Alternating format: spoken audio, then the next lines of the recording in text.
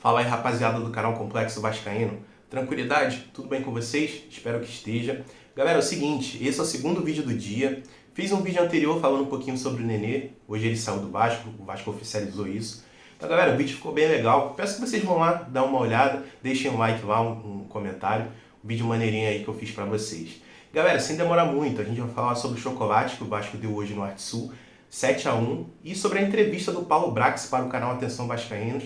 A entrevista ficou bem legal. Vou trazer algumas informações ali, umas poucas coisas que ele falou nessa entrevista. E vou debater com vocês muitas coisas que acontecem no Vasco que a gente acha que é por acaso, mas não é. É tudo pensado. Então vamos falar um pouco sobre isso.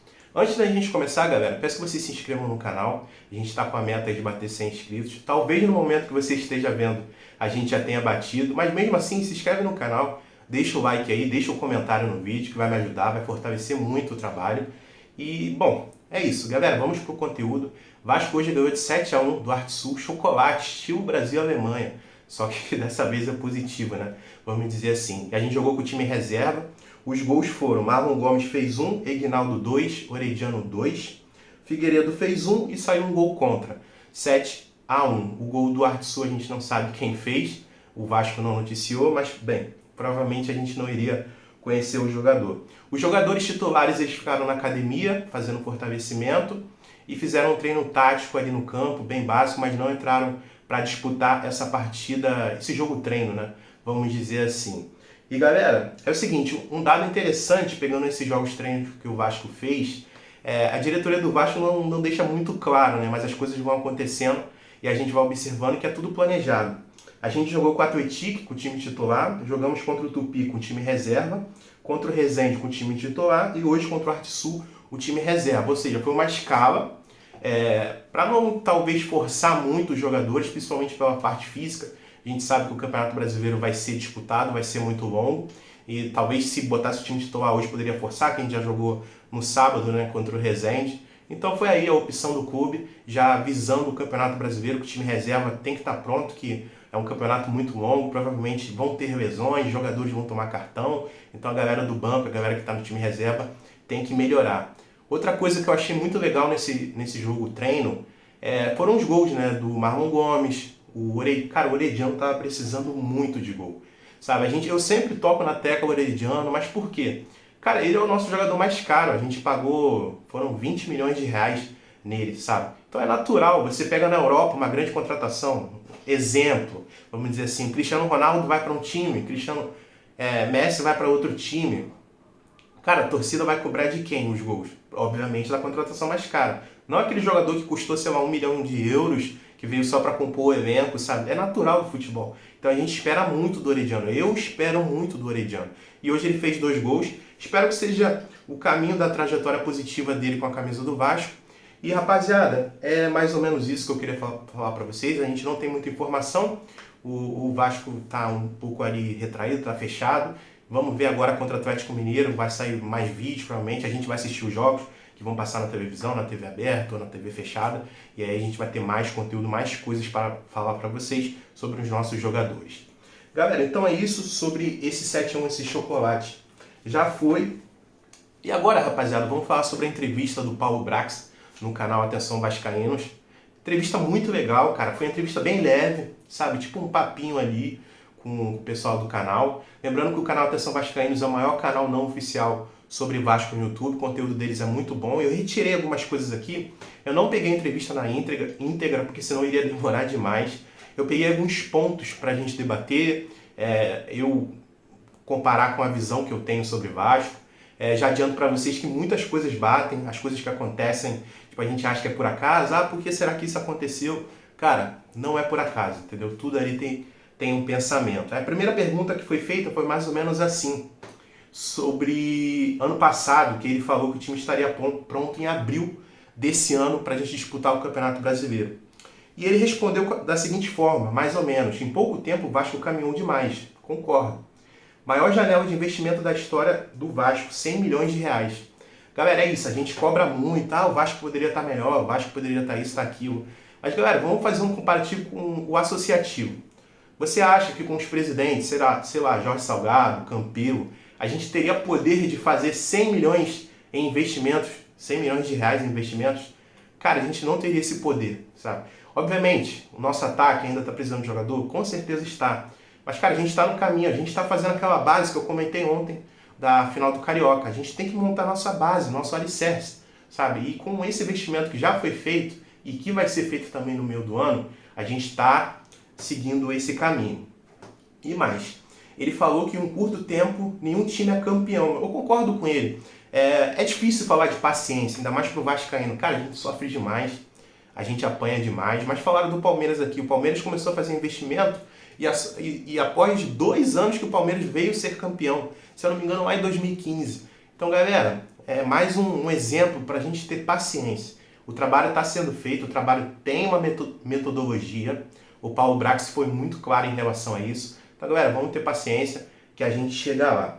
E mais um dado interessante que ele trouxe é que do ano passado, na Série B, para esse ano, Série A, saíram, cara, é muito jogador. Saíram 24 jogadores do elenco e chegaram 14. Ou seja, galera, é um trabalho muito difícil. Para pensar, o Vasco, bora supor, esse ano fica na Sul-Americana, meio de tabela. Ano que vem, com o time desse ano, cara, a gente já vai ter uma base pronta. Vai precisar fazer esse alastro todo de sair, sei lá, 30 jogadores, 24, 18 jogadores, não. No máximo vão sair 2, 3, 4, entendeu? A base está pronta e vão chegar só jogadores. Vai ser um ano, talvez, se a gente ficar no meio de tabela, ano que vem vai ser um ano melhor, vai ser um ano mais fácil, sabe? Eu não acho possível que a gente pode pegar uma vaga na Libertadores esse ano, é possível. Mas, cara, Sul-Americanazinha, com uma base pronta, sabe? Pro ano que vem as coisas vão ser bem mais fáceis. Sair de uma Série B, que é muito embaixo, e ir para uma Série A, galera, é muito difícil. E, bom, vamos continuar. Mais uma coisa que ele falou. Posições que seriam... Perguntaram, né, para ele. Posições que seriam interessantes para o Vasco. Ele destacou que o foco do Vasco era fortalecer a defesa. E realmente, galera, é engraçado. Ele falou, na hora foi dando uns estalos na minha cabeça. Cara, eu sempre falo disso. E realmente é assim. E ele destacou o seguinte, que o Vasco contratou 2 goleiros, 2 laterais direitos, 2 zagueiros pela direita, um zagueiro pela esquerda e um lateral esquerdo. Galera, é muito claro que a visão deles, o plano da 777, encabeçada pelo Paulo Brax ali sendo diretor de futebol, foi fazer uma defesa sólida. Aí fica aquele questionamento, eles devem ter embasamento para isso. O que seria interessante? O Vasco começar contratando vários jogadores para frente, para o ataque, e atrás a gente jogar com Anderson Conceição, Miranda, sabe, Thiago Rodrigues de goleiro. Será que seria interessante? Eu acho que realmente eles fizeram certo.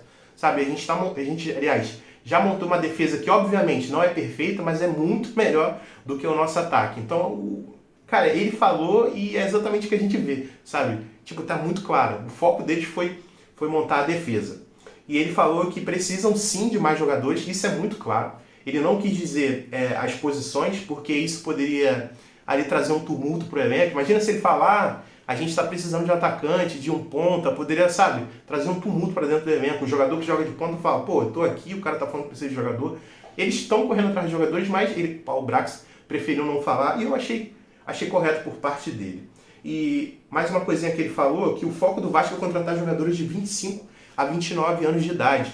Porque existe uma estatística que jogadores dessa idade, entre essas idades, são jogadores que estão no seu auge físico. São jogadores que entram rasgando, dando 100% a todo momento. E essa é a visão do Vasco. Eu até cheguei ontem a reclamar que comparando com o Fluminense, né, tem mais jogadores cascudos, isso, aquilo. Mas se a gente for parar para pensar, realmente, tem esse lado. Jogadores novos sofrem menos com a parte física. E essa é a visão do Vasco. Então talvez a gente esperar para o meio do ano, a janela do meio do ano, jogadores mais velhos. Ele falou que isso pode acontecer, mas a chance é bem difícil. Nosso posicionamento vai ser esse. Jogadores estilo Orediano. Entendeu, rapaziada? Então vamos continuar. Essa parte aqui já foi. Aí perguntaram para ele sobre o orçamento do Vasco. Aí ele falou o seguinte: a sobra do que já foi gasto até agora e o valor arrecadado com o Andrei vão ser usados em julho. Vai ter uma reunião na França, após o jogo contra o Atlético Mineiro, no sábado, que vai sacramentar isso. Ou seja, nessa reunião, pelo que ele falou, já está bem avançado, provavelmente a cúpula da 777 vai deixar isso acontecer, que esses valores que sobraram, dos 100 milhões que a gente fez no investimento inicial, mais a venda do Andrei, vão ser utilizadas para trazer jogadores. Inclusive o Flávio Dias, que é um dos integrantes do canal, perguntou para ele sobre o Cuejá, aquele volante que jogou no Flamengo, jogou no Mundial contra o Flamengo, jogou bem demais. E pelo jeito que ele falou, pode ser que esse jogador venha, entendeu? Ele deu uma entrevista ali, uma resposta ali que meio que, sim, a gente sondou esse jogador, é interessante e tal. Então, galera, Cuejá, imagina esse trio de volantes, Rodrigo, Jair e Cuejá. Eu tirei o Andrei porque o Andrei vai sair, obviamente, né? O Andrei já tá de malas prontas praticamente, vai jogar só algumas partidas pelo Vasco, já vai pro Mundial e depois vai para o Chelsea. E para fechar, um momentozinho que ele falou, que é o seguinte, mais ou menos ele deu a entender. Antigamente a torcida chorava e chegavam jogadores, isso mudou. Ele não falou exatamente isso, mas é mais ou menos o que ele deu a entender. E galera, perfeito. Na época associativa, o presidente está pressionado, o que acontecia? Gastava um dinheiro que não tinha, trazia um jogador para calar a boca do torcedor. A gente tem vários exemplos sobre isso. Vou dar alguns. Época do Eurico Miranda. Quem não se lembra do presente de Natal? Torcida pressionando. No último minuto ali, eu esqueci o jogador, agora que o Vasco trouxe, que o Eurico trouxe, era um jogador do Atlético Mineiro, de sábado. Acho que era de sábado. Cara, um jogador tipo muito fraco, mas é o quê? A torcida ficava pressionando, o presidente gastava um dinheiro inútil com um jogador inútil, sabe? Então, cara, esse tipo de coisa não pode acontecer. Não só com o Eurico Miranda, outros presidentes já fizeram isso, agora não vem na minha cabeça.